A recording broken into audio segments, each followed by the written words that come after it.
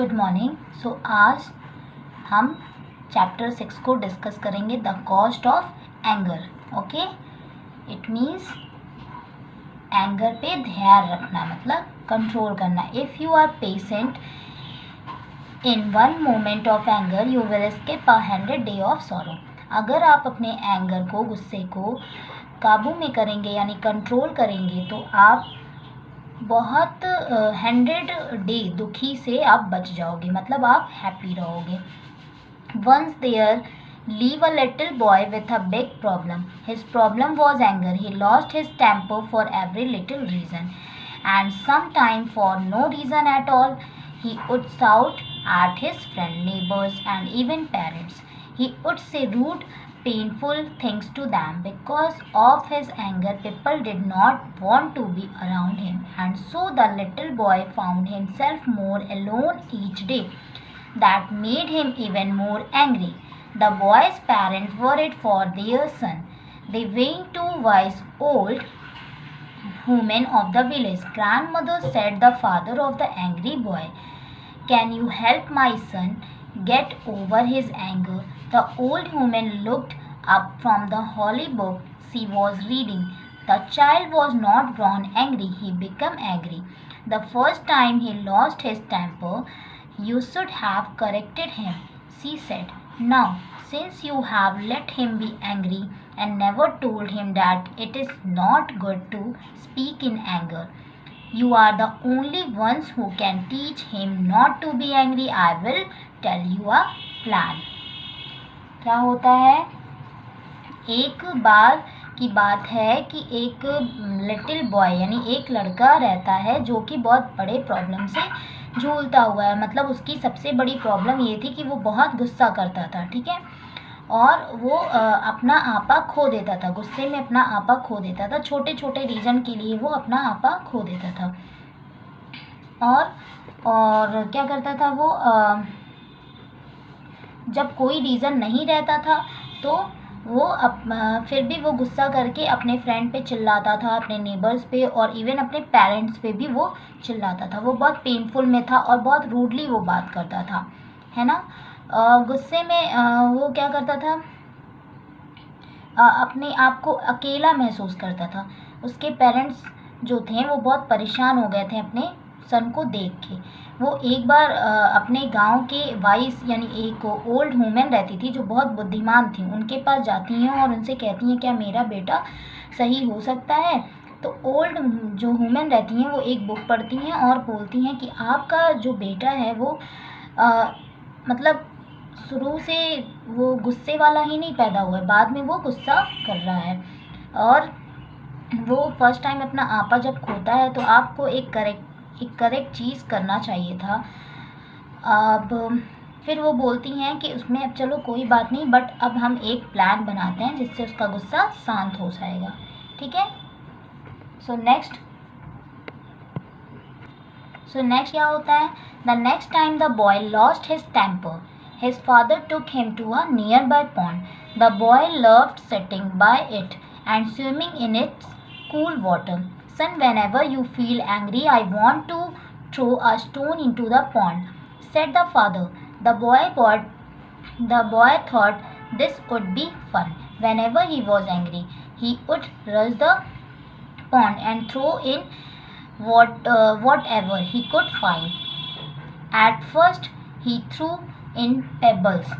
Then they began to pick up bricks, boulders, and rocks and hurled those in. Slowly, the pond began to fill up with stones. With no rain, the water was also drying up.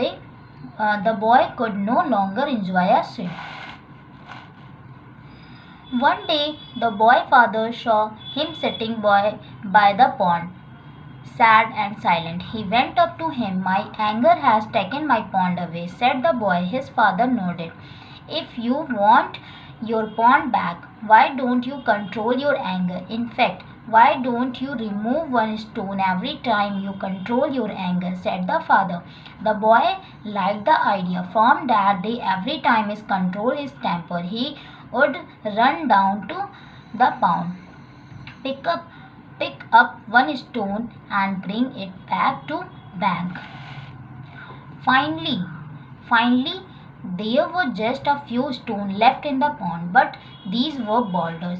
The boy knew they would have to lie there because there was no way he could push them up the slope.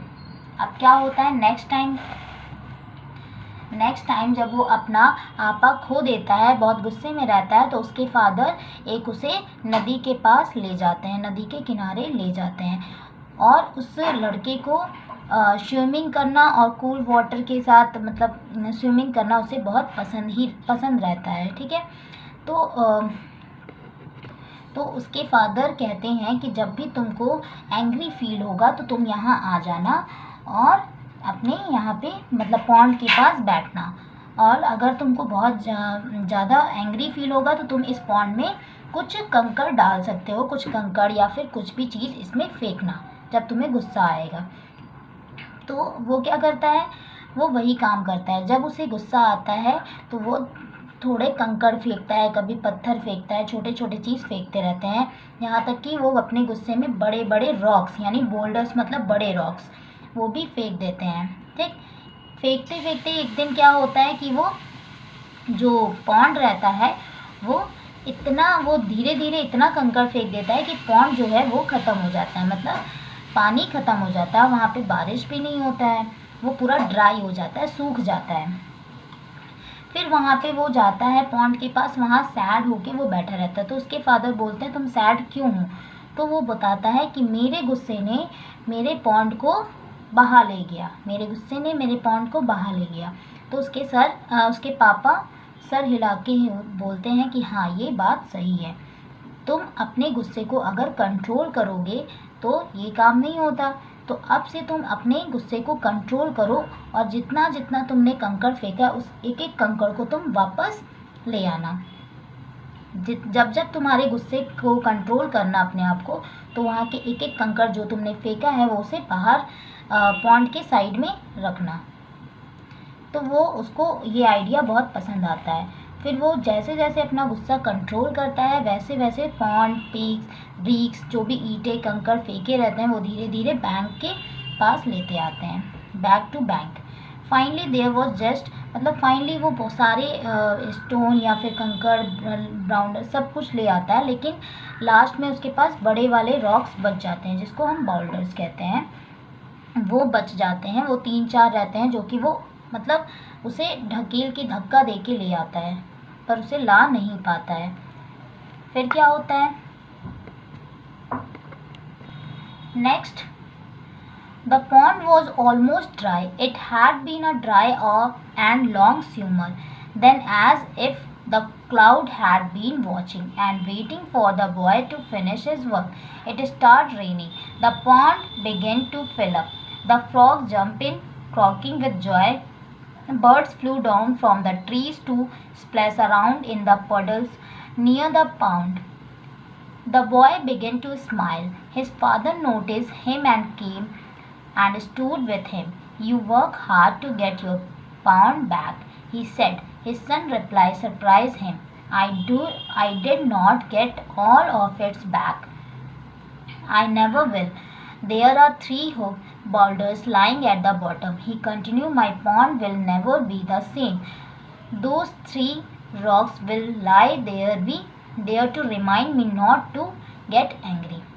फिर क्या होता है जब वो pond एकदम dry हो जाता है, जब फिर वो धीरे धीरे मतलब वो सारे कंकड़ ब्रीज जो भी वो डाला रहता है उसके अंदर वो जब वापस निकाल लेता है और जो बादल होता है वो सोचता है कि अगर ये लड़का अपना काम फिनिश कर देगा तो वो अपना काम फिनिश कर देगा तो वो बारिश करेगा, बादल ऐसा सोचता है। पर वो सारा अपना काम फिनिश ही कर दिया होता है, लेकिन कुछ बाउल्डर्स जो उठा नहीं पाता है वो धक्का देके पॉन्ड्स के बाहर ले जाता है, बट वो ले जा नहीं पाता है। लेकिन फिर भी क्लाउड वाटर, फिर वहाँ पे बारिश होने लगता है, फिर पॉन्ड पूरा भर जाता है, जो सूख गया रहता है वो पूरा नदी बन जाता है। सारे जो वहाँ के फ्रॉग्स रहते हैं वो खुश हो जाते हैं, वो उसमें जंप कर जाते हैं और साथ में जो बर्ड्स रहती हैं वो भी खुश हो जाती हैं, वो उड़ने लगती हैं, है ना। तो और जो बॉय है वो भी स्माइल करने लगता है। उसके जो फादर हैं वो आते हैं, नोटिस करते हैं और उससे कहते हैं देखो तुमने इतनी कड़ी मेहनत की और सारे ब्रिक्स कंकड़ तुमने बाहर निकाले और ये पॉन्ड देखो फिर से वैसा ही हो गया जैसे तुम चाहते थे। तुम्हारी मेहनत की वजह से तुमने अपना गुस्से को कंट्रोल किया इसलिए। पर लड़का बोलता है कि नहीं, अभी वैसा ये जैसा मैंने ये पॉन्ड देखा था वैसा अभी ये पॉन्ड नहीं है, क्योंकि अभी इसमें 2-3 बॉल्डर्स यानी बड़ी वाली चट्टानें हैं जो कि मैं अभी नहीं निकाला हूँ और मैं इसे निकालूंगा भी नहीं, क्योंकि जब जब मैं इस पॉन्ड के पास आऊँगा तो मुझे ये याद दिलाते रहेगा कि ये मुझे अपने गुस्से को कंट्रोल करना है, ये मेरे गुस्से की वजह से हुआ था। इसलिए वो उतना जो बीच में रहते हैं वो छोड़ देता है और बोलता है my pond will never be the same, those 3 rocks will lie there to remind me not be get angry, यानी ये मुझे रिमाइंड कराता रहेगा कि मुझे एंग्री अब नहीं होना है, मेरे एंग्री की वजह से क्या हो गया था ये उसे रियलाइज़ हो जाता है। सो इसलिए कहता है कि अब हम इसे याद रखेंगे कि ये मेरे एंग्री का कारण था। तो फिर ये पॉन्ड इसी तरीके से फिर से हरा भरा हो जाता है, सारे लोग खुश हो जाते हैं, सारे पक्षी सारे फ्रॉग्स खुश हो जाते हैं, बॉय भी खुश हो जाता है। तो हमें इस चैप्टर से क्या सीख मिलती है कि हमें गुस्सा नहीं करना चाहिए। हमारे गुस्से से कितना बड़ा लोगों को हर्ट होता है और कितना बड़ा वो हो जाता है। आखिर ये गुस्सा किया था, इसका पॉन्ड क्या हो गया था, ड्राई हो गया था, सूख गया था, है ना। तो ऐसा नहीं होना चाहिए। लर्न पार्ट क्या है, bad temper and angry words can hurt more than blow, यानी अगर हम अपना आपा खो देते हैं या फिर हम बहुत गुस्से में होते हैं तो हम दूसरे को हर्ट कर देते हैं, यानी उनको चोट पहुंचाते हैं। We must control anger before it start controlling, अगर हम अपने एंगर को कंट्रोल कर लेंगे तो सब कुछ अच्छा रहेगा, सब कुछ खुशी रहेगा। We must use word to show love and kindness, हमें दूसरे को जब बोलना चाहिए तो कौन सा वर्ड यूज़ करना चाहिए, लव एंड काइंडनेस। और इसके जो वर्ड मीनिंग है ये आप लर्न कर लीजिएगा, ओके। और इस चैप्टर को अच्छे से रीड करिएगा और लर्न पार्ट भी लर्न करिएगा।